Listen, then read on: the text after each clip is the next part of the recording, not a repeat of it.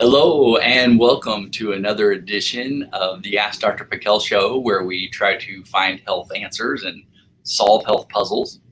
So today, I want to go over the immune system and the gut connection. You know, we've been talking a lot in these past shows about the immune system and, of course, fighting viruses and different effects of stress on the immune system, things like that. But the immune system in the gut, that connection is pretty crucial. So I want to go through some details with that. First of all, the thing to understand is the immune system in your digestive tract, your stomach, your small intestine, your large intestine, that's about 70 to 75% of your overall immune system. The entire immune system in your body, about 70 to 75% in your gut, which makes sense. I mean, this is, if you think about the inside wall of the gut, it's exposed to the outside, just like our skin's exposed to the outdoors, the outside. When we eat something, we're taking something external and it's going inside of us. So we've got the external and the internal, and then that gut lining can kind of decide, what do I let in? What gets in the door? What doesn't? What's an invader? What's not? So very important part of our immune system, and is very detailed, and there's a lot that goes into it. In fact, not only is this a big part of our immune system, but it's also a big part of our nervous system. In fact, the gut is second to the brain in the amount of nerve tissue in that area. In fact, in the research now, they call the gut the second brain. So kind of interesting. And in the gut, that's a totally separate topic that we won't go into today, but the gut does a lot of things. Very, very important. So when we say gut issues, and the immune system, now let's also talk about the immune system, because when we typically think of the immune system, we tend to just think of, oh, I'm getting sick, or do I catch something, a bacteria, a virus? My immune system helps to fight that off. Well, the immune system actually ties into every single system of your body. There's not one part of your entire body that the immune system isn't somehow involved with, not only in fighting bad guys, but also in the healing process itself, the inflammatory process, in determining so many different, does the body react to this? Does it not? I mean, just so many different things. The immune system is crucial in every single little thing we do, not only on the physical side, but even on the emotional side. Just kind of like we talked about recently, where if stress is high, what happens to your immune system? It drops low. So emotional things can even affect the immune system, and emotional things can even affect the gut, because it's a big part of the immune system and the nervous system. So we can't just, when we look at the human body, and we have to do this clinically day in and day out, you can't look at it as one part. Let's say I have a stomach problem, or I'm having chronic diarrhea. I go to the gastroenterologist, and he looks at my gut. Maybe he does a colonoscopy. Maybe he looks at my stomach lining, scopes it out. And then if I tell that same doctor, I'm having this skin issue. My skin's itchy all the time. I got this rash. He's going to say, well, what the heck? Don't tell me that. Go to the dermatologist. Here, I'm going to write you a referral. So the thing is, though, is from a perspective that I'm going to talk about, we have to take a step back and say, wait, is all this connected? Because 9 times out of 10, it's always connected. So, and we'll explain kind of why that's connected to, and a few other things that have to do with the gut itself. Change that. All right. And so, how would you know that you have maybe gut issues? Because if you have gut issues, then you already know your immune system's not working properly. If you're bloated, if you get acid reflux, or you have heartburn, if you're getting diarrhea or constipation, and not even to that degree, it could just be, oh, I get soft stools a lot, or I get stools that are, they look like rabbit pellets, or little balls or something all the time, or it just, things don't look, or the coloration of your stools, or I get stomach aches a lot, or every time I eat. So you've got to start to look at those types of symptoms and say, what's going on? I mean, if it's just acute, if it's just a one-time deal, hey, you ate out at some restaurant and I got this, yeah. But if it's like, hey, this is a pretty regular thing for me and has been for a while, then you got to start to think of a gut issue. You have to start to think, hey, maybe not only is it a gut issue, but is this affecting my immune system, which is to help me protect me against viruses and bacteria and things around me on a daily basis. Because if you remember also, it's not about the bad guys. It's not about the bugs. It's not about the bacteria, the viruses, all the stuff. It's about your immune system and its ability to handle those bad guys. So that's where we've got to look. And if you have, again, compromised gut, compromised immune system, they kind of go hand in hand. So the other thing I want you to know about the gut before we dive in a little further here is that the immune system in your gut is called immunoglobulin A. Just to kind of, there you go, immunoglobulin A. So this is one side of your immune system. There's multiple sides to your immune system, and they have different jobs. But immunoglobulin A, or IgA, this is the immune system classified in the gut. Now, also, where else do we see IgA, this same exact immune system? Because this is important. So listen up. All right. This is also the immune system that's in the lungs. Have you ever heard of people, they maybe drink dairy and they have an asthma attack? Absolutely. Or they start to wheeze, or they get congestion. Same immune system that's in the gut, immunoglobulin A, also in the throat and the mouth. So let's say you're having chronic dental issues or mouth sores. We got to start to think of the gut, this exact same immune system. Sinus issues, same immune system is in your sinus, these mucosal membranes. Anywhere where we have a mucous membrane, same immune system. So if we have chronic sinus issues, can we just go into the doctor and say, hey, I've got a chronic sinus problem, and he gives you an antibiotic to kill the bacteria? Well, yeah, but why isn't the immune system in your sinuses working properly, even with allergies? So also another one, same immune system that's in the gut is in your skin.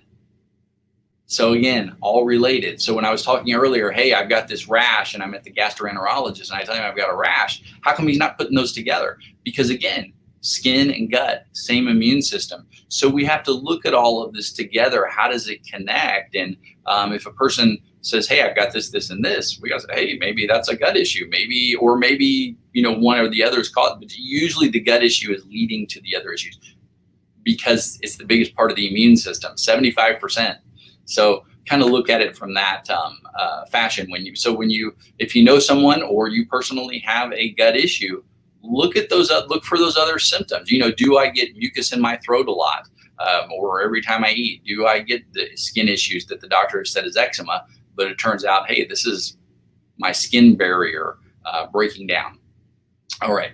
So kind of that's that on that side. Okay. Now what I want to do is kind of pull up the little drawing pad again here, if I can. And I want to just go over a few more details here. Let me click a couple of things. Bear with me here. All right. Let's see what can happen here. Okay. And share. All right, there we go. Hey, it actually worked again. Okay. Okay, so what I want to do is kind of immune. I'm just going to write RX. That's reactions. Immune reactions. Gut. All right. So I would say the biggest part of immune reactions that is talked about, or that you hear about, or you may experience, is foods. Foods are a big one. And when we think about foods, we've got to think, okay, what could be reacting in foods, which I believe, and I'm going to talk about in a minute, and in theory, there is a reason why we react to foods. It's often thought that, hey, this is genetic, and sometimes there are, of course, genes that cause food reactivities, or there's other factors that just make you react to foods. No matter what you do, you have to live with that. And I disagree on that. I agree there are reasons for this, but first of all, foods in themselves can be a problem. They can be an irritant. If I eat something and my immune system reacts to it, that can cause symptoms. And again, if I eat it regularly, what does that do to the immune system in my gut? It starts to wear it down, starts to cause more problems. And then I get problems globally because 75% of that immune system's in my gut. So we got to, look at the gut as a big part of a lot of chronic conditions. In fact, let me just turn. Well, I can't. All right. So next thing on this is when people react to foods, what are usually things that are in those foods? Pesticides. Let's say even we'll call it SAD, the standard American diet. This is the typical things, hamburgers, hot dogs, meat and potato. I mean, the things that we as Americans eat on average. I'll have patients come in and we'll change their diet. We'll have them eat certain things or a certain way. We pull a lot of, let's say, gluten, dairy, soy, some of these things out of their diet. And they'll say, hey, Dr. Pickel, when I get to a certain point, when will I be able to eat normal again? So what does normal mean? Define normal. So normal standard American diet, when do I get to go back to junk? Well,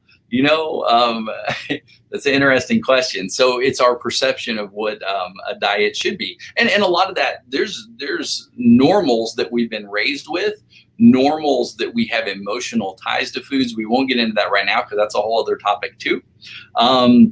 There's also genetically modified foods. So these can, of course, cause problems. And on the food side, also processed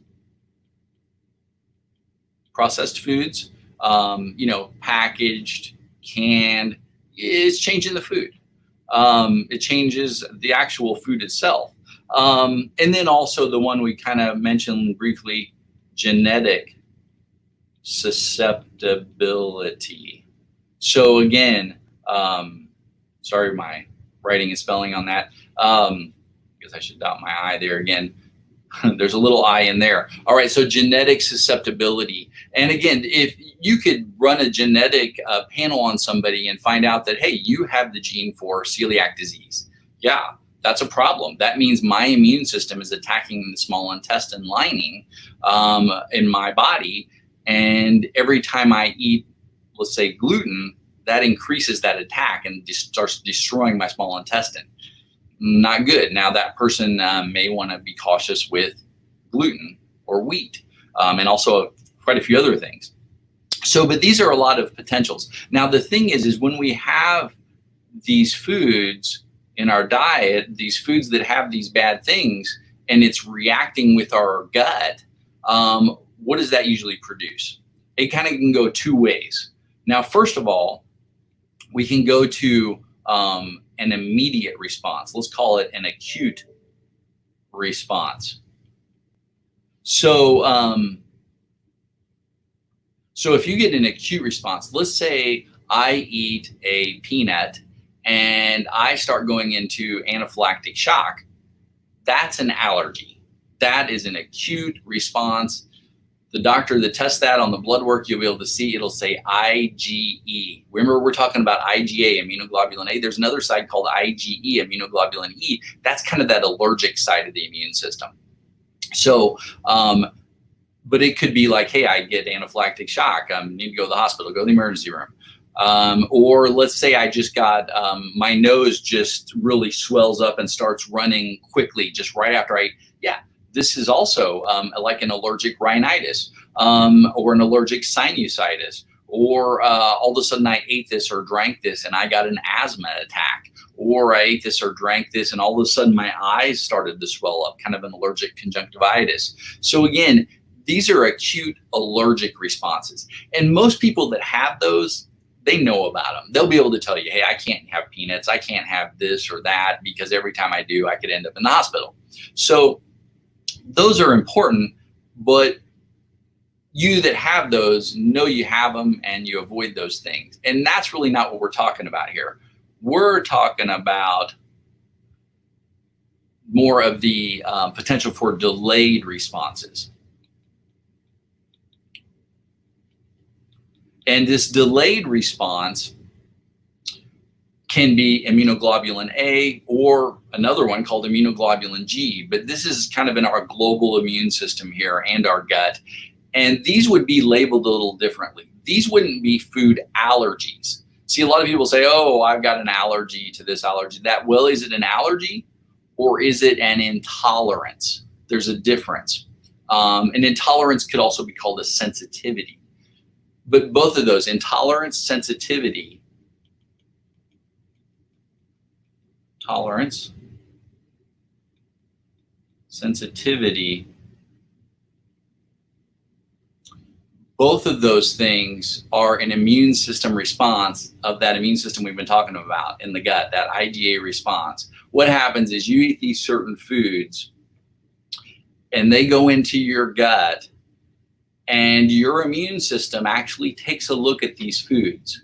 It's very interesting. Have you ever heard of maybe stories where, and I think it still happens today, maybe even with the president. So, where there's, let's say, a royal food taster, where there's a guy who, before the king eats his food, the guy has to try some of it to make sure it's not poisoned so the king doesn't die.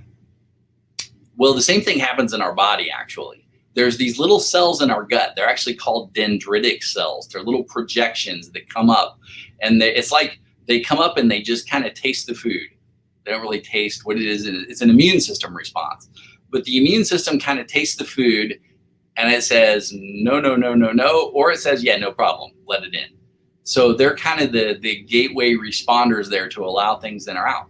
Now, if they respond no, no, no, kabam, we get an immune system response, and your body says, get that out of here because that's a bad guy. So we have these defense mechanisms set up. Now, let's say you have a chronic gut issue. Let's say you've had irritable bowel syndrome, Crohn's, colitis, gastritis, heartburn, reflux, all these gastrointestinal gastritis, all these gastrointestinal inflammatory diagnoses or labels, which actually doesn't tell you what's causing the problem. If you have these issues, the immune system in your gut's already not working right.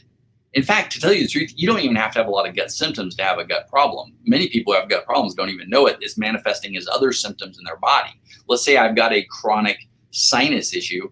I may want to look at the gut if nothing else is helping. So we can't always point to the gut as far as symptoms, even though the problem may be there. We've got to look at, or the problem may be somewhere, or the symptom may be somewhere else, but the problem may be in the gut. So we've got to look at this from kind of, again, a different perspective. And so if you do have these issues, if you do get these delayed responses, and when I say delayed, meaning I could eat a food today, right now, I could eat something right now, it may not affect me. It may not affect me for 5 minutes, an hour. It may not affect me for 24 hours. The response time can really be between 0 to, it's typically thought 72 hours. I've seen people go longer than that, even 4 or 5 days before they got a response. So sometimes it's hard to tell. It's like, because usually we try to key the foods that we ate that day to say, hey, I know I ate that, hence I got this symptom. But you can't always do that because it could have been a food you ate 2 days ago that you're getting this symptom today. So you can't even go in that direction with it too. You've got to kind of look at this from a different perspective. Now, if you do have these food intolerances and food sensitivities, what is this doing? Every time you eat these foods, you're inflaming the gut. The gut's getting swollen and inflamed. It's kind of like if I get my finger smashed, it swells up. It's just sensitive to touch. It doesn't take much. It's inflamed. Now, the gut has different nerves in it, so we don't feel it the same that we feel our finger, or otherwise we would feel every particle of food running through our gut as it digests, which does not happen. If you do have that, then I'd be interested to talk to you. So the thing is if I'm eating these foods and they're inflaming my gut and it gets swollen, what happens if the gut is swollen? It doesn't absorb properly. Foods don't absorb properly, especially the bigger molecules. Your proteins, your fatty acids, your minerals, they aren't getting through well at all. What will get through easily? The tiny molecules. The sugars and carbs will go right through still. But if I'm mainly absorbing sugars and carbs, what's that going to do to a lot of other things? That can affect my blood sugar. That can affect my energy level. So many possibilities there, so many problems. Again, absorption is a factor here. Now, but let's not go into that as much. Let's get back to the immune system. So again, what can occur if we have these issues? First of all, I mean, again, issues when I mean food intolerances, food sensitivities. Let's go with first, skin. You can get skin reactions, and I talked about this. It could be itchy skin. You may notice discoloration. There's a lot of skin issues that the dermatologist would say maybe, hey, I don't really know what this is. It's different, but let's use the steroid cream, or let's do this or that. Or we'll just call it eczema or dermatitis, which means inflammation of the skin. It doesn't really tell you what's causing it. It doesn't tell you what it is. These are just general diagnoses based on visual inspection. It looks like this. Hence, I look in the book. Here's what it says about dermatitis. Here's the 3 different drugs that you take. From this perspective, though, it's like, hey, wait a second, but what's actually causing my skin to do this? And again, don't get me wrong, there can be skin conditions that aren't related to the gut at all, so don't think it's 100%, but definitely it's a factor. Mucus.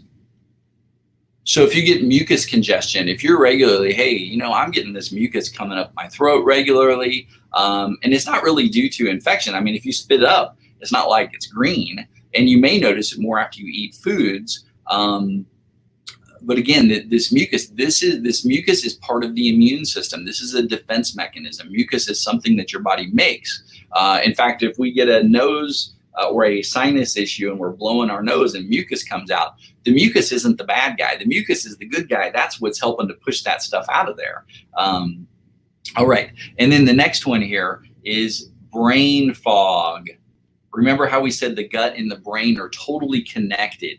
Absolutely. So if you get inflammation in your gut, that equals inflammation in your brain. The two go hand in hand together. And the worse the gut, the worse the brain inflammation can start to be. And that's a whole nother topic too, because the brain inflammation is not good. Slow metabolism. If your gut's off, this can not only affect your digestion and absorption of certain foods, but again, the ability of foods to move through the gut will be slowed. And actually, there's a secondary effect because inflammation in the gut sends out inflammation, what are called inflammatory cytokines, messengers to the rest of the body. And this can affect the way your brain connects to your thyroid. Your brain connects to other areas that actually give you metabolic rate. All right, and which kind of goes along the line of this fatigue. Now, the fatigue can be from what I just talked about, but also because if you're mainly absorbing sugars and carbs, that's like kindling on the fire. You're not going to absorb it well. I mean, you're not going to absorb the good stuff, the long burning fuel well, like the logs on the fire, but the sugars and carbs are like kindling. They'll burn quick, they're gone in my energy, and I get this roller coaster in energy levels due to that. Depression. Wow, I'm running out of room down here. If you go to Google Scholar, which is where you find all the research papers, and let's say you even look up like gluten and depression, you're going to find more research papers than you could ever read. You'd never be able to finish them all. It's craziness. Now, is it just about the gluten? No, it's about gut inflammation. When people eat certain foods, it inflames their gut, which inflames their brain. If you inflame the frontal lobes of the brain or the temporal lobe of the brain, yeah, you're going to get emotional symptoms. If you aren't able to absorb certain amino acids, certain minerals and vitamins, if your blood sugar's off, if you're not absorbing iron well and you have an anemia, you're going to get emotional symptoms. Depression could be one of them. There's actually a whole slew there, but gut and that go fairly hand in hand. All right, and then chronic pain. All right, so again, if you inflame the gut, which is a big part of your immune system, 70 to 75%, and you keep that inflamed long enough, what happens? That inflammation starts to spread globally in the body. The fire is now in the entire house, not just in the living room. So again, you got to put out that fire, but you've got to find what's causing the fire in the first place. All right, so foods play a big part in this. And again, there's that difference between these two types of responses. But then we've got to say, well, let's see here. All right, well, we'll just exit out of that. Let's go back. Okay. All right, bear with me, guys, just kind of switching back and forth here. So then we have to say,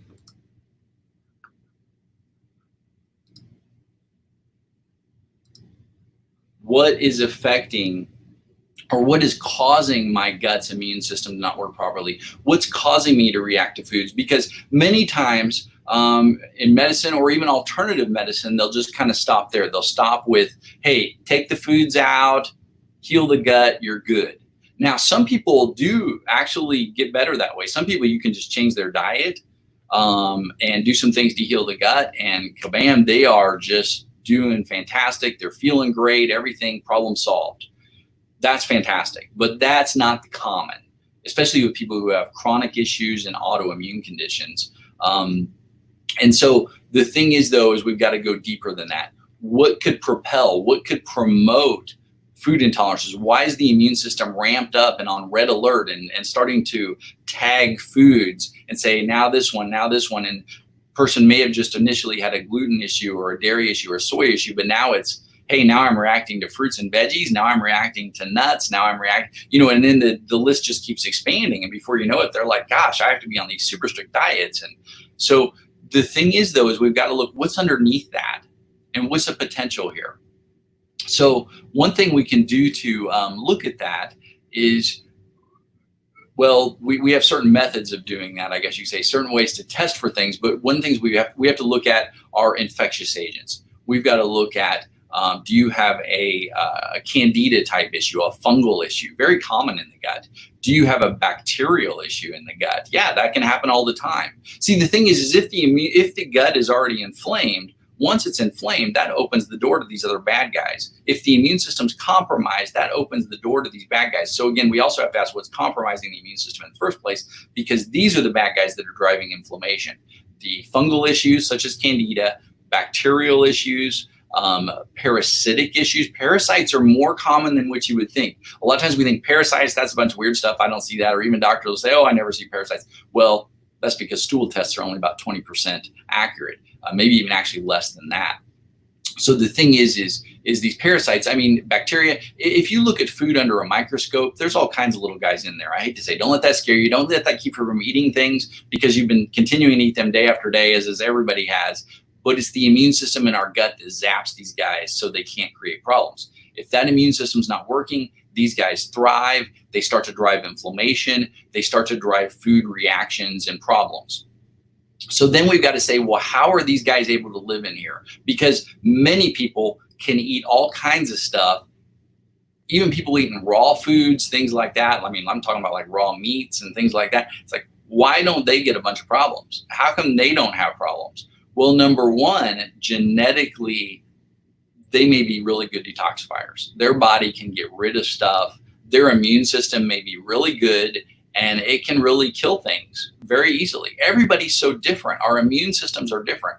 It's just like some people are good at one thing and another person's good at something else. Everybody's body is different. Some people's immune systems are fantastic. Some people's horrible. So now what could be compromising the immune system to allow that door to be open to these bad guys in the first place? And that's when we got to start to go to the next level. That's where we've got to start to look at things like chemicals, chemical residues that are stuck in the gut or anywhere in the immune system or in the body. Heavy metals, these are dismissed commonly, but they're very extremely toxic and they compromise the immune system greatly. Even drug residues. Even like antibiotic residues. These things can be left in our system. The residues of all these things that come into us externally, internally, these things are all things that can squash our immune system, and then that leaves the door open to these other bad guys, these foreign invaders, to start to grow and thrive. The thing that we also have to realize, is that our body is filled with bacteria. Actually, it's a big percentage of our body. To tell you the truth, I can't even remember. In a study, they kind of weighed they gave you kind of a weight, a percent of your weight that's going to be your bacteria, and it's pretty high. So compared to what you would think. So bacteria are crucial. We actually need these guys.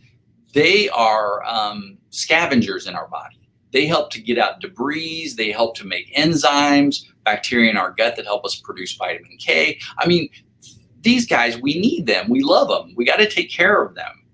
But the other side to that story is is they do have ulterior motives. If they're let off the leash, if our immune system is compromised, they like to grow in population. And if they grow out of control of population, if we get an imbalance, then yeah, they get happy about that. But at the same time, they cause inflammation. So again, there are always going to be things in our body, bacteria, externally and internally. And,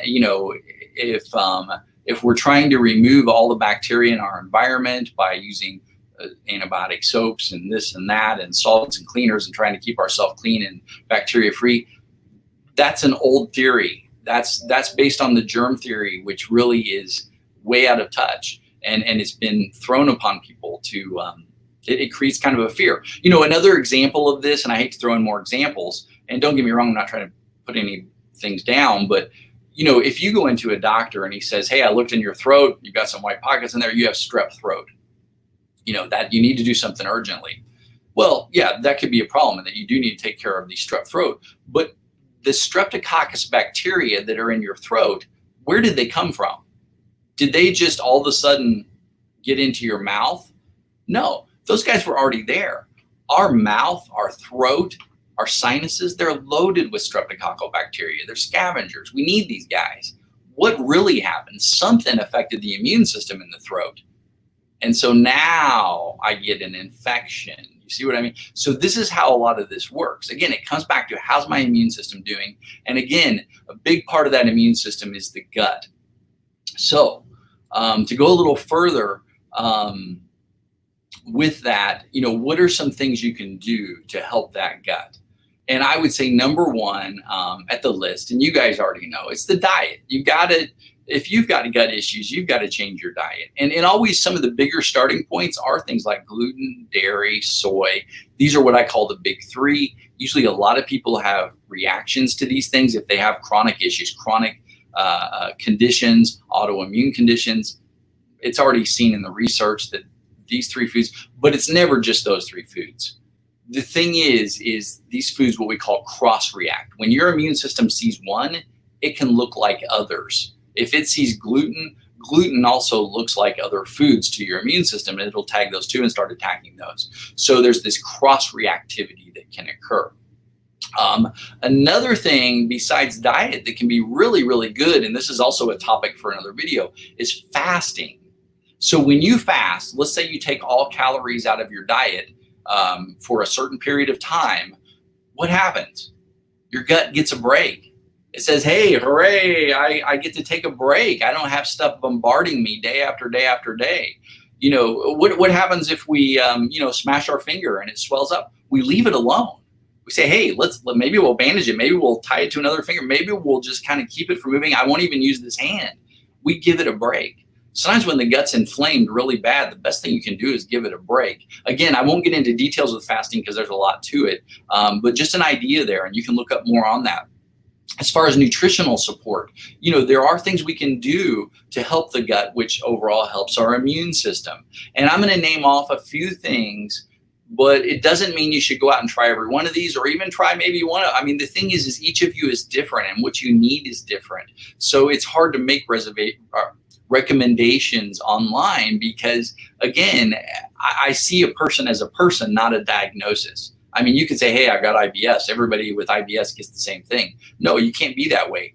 Joe may have IBS and Debbie may have IBS. You can't put those two people in the same box and give them the same things. So kind of preface all of this with that. L-glutamine is great. I won't go into details on a lot of these. You can kind of look them up. L-glutamine helps the gut lining, the gut wall to heal. Deglycerized licorice extract, also important in healing the gut. Aloe vera extract, very healing for the gut. Marshmallow extract, same thing. Slippery elm extract.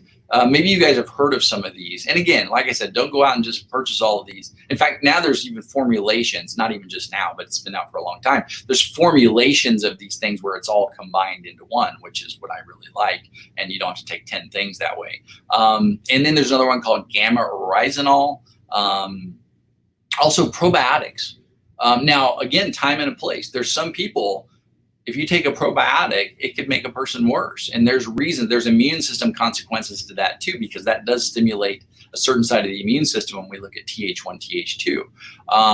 And also vitamin A, very good for the gut lining. Vitamin D, very important for your immune system and your T regulatory cells.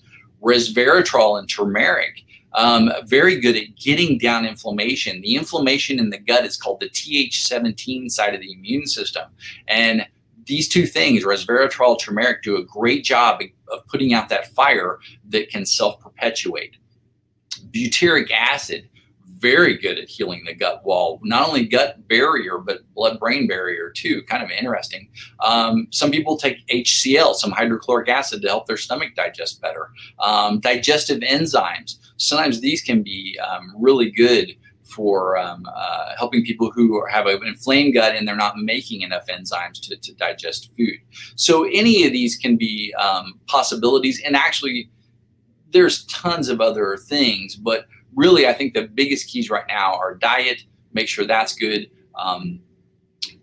That fasting we can talk about soon. But I think those are the main things. But the key really here is that if you have the gut working properly, your immune system can work better, a lot better, because again, a big percentage is in the gut. So get that gut working, and that can solve a lot of your problems globally in the body, not just with the gut.